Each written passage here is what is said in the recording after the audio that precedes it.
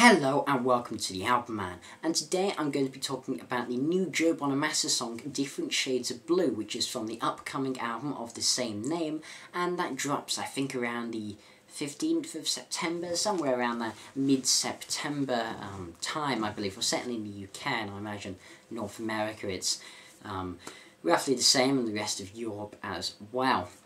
So Joe Bonamassa, to me, is one of the greatest guitarists of the modern age, and certainly of the last 10-20 years, and if not of all time. I rate him very, very highly, particularly after I saw him a couple of years ago at the Blackpool Opera House. I just found his guitar playing to just be spellbinding, just some of the most wonderful. He managed to combine just genius technique with very emotive guitar playing as well, I found. Combines some of the best bits of Clapton and Gary Moore, Rory Gallagher, and just mixes them all together in one fantastic package. My favourite of his albums, to tell you, I discovered him on the new Yesterday Live album, and since then that's always remained one of my favourite of his albums. Why he doesn't play If Heart Aches for Nichols live, I will never know. I know it's a cover, but it's just, his version is so good. I still think the Yesterday Live, I personally prefer it to the Royal Albert Hall concert. And when it comes to studio albums, of course, I love Slow Gin, Blues Deluxe I've always rated as the two best, but also I love the ballads of John Henry, Dust Bowl, and his last album I was impressed by Driving Towards the Daylight. That's, in my opinion, one of his best songs, which isn't even his, it's a cover of Too Much Ain't Enough Love with the original singer from Cold Chisel, who I just can't remember the name of now, but it's a wonderful version of that song, just brilliant. But the problem I've had with his last few releases, and well, quite a few of his releases in general, is I've always found there's too many covers. I found that Joe relies too much on covers. He tends to release an album every year, and it has a lot of covers on it. And I've been wanting him to maybe just take a break for a year and just write and just do an album of all originals. So I noticed last year, 2013, no Joe album. There was a Beth Hart and Joe album, but there was no Joe Saylor album, and it was like, this is odd. I can't remember the last year we haven't had a Joe album. This must mean there's going to be one this year in 2014. And you know what? We do. And this album's been announced to have all original songs. So that brings me to this track, the first taste, the sneak peek of this new album entitled Different Shades of Blue.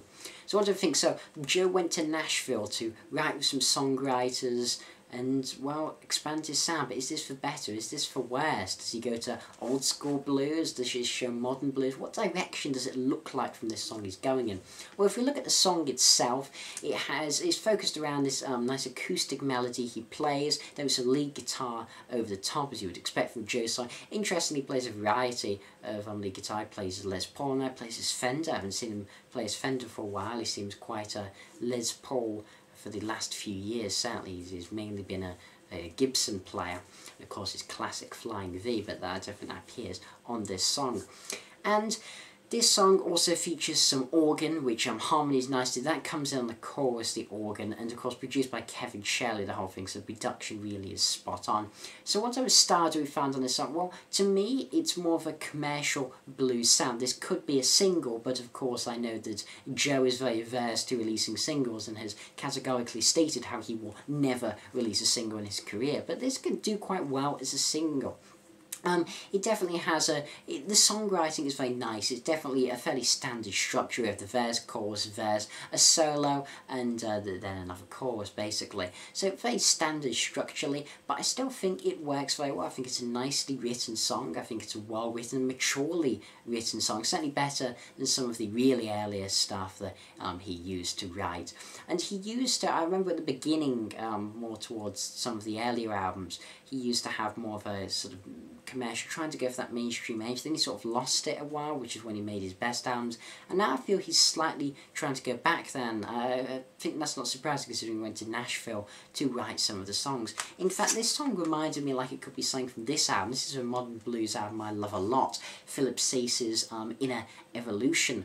On this album he wrote with Richard Marx and created this fantastic sort of catchy as hell, but album, but yet with some amazing emotive guitar playing on it. And I feel that maybe this is a direction that Joe's trying to go into, because this chorus is a very catchy chorus. It's an extremely strong and tight melody. It's a song you can't resist but humming to yourself or singing along with.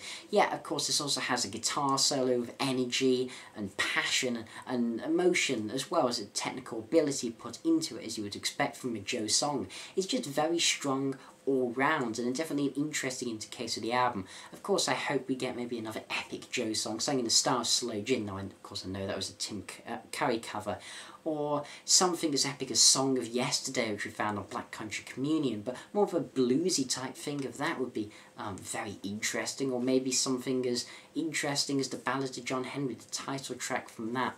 So I'm very interested to know what direction he'll fully go, but as a single, this was a very promising start to the album, and I certainly think it's going to be good. If I had to rate this track out of 10, I'd probably give it 8 out of 10. I definitely think it's a very good track, and it's a track I've listened to quite a few times over the past couple of days and enjoyed a lot. So this has been TheAIbumMan, talking briefly about Joe Bonamassa's Different Shades of Blue. Thanks for watching, comment, subscribe, and as usual, long live rock and roll.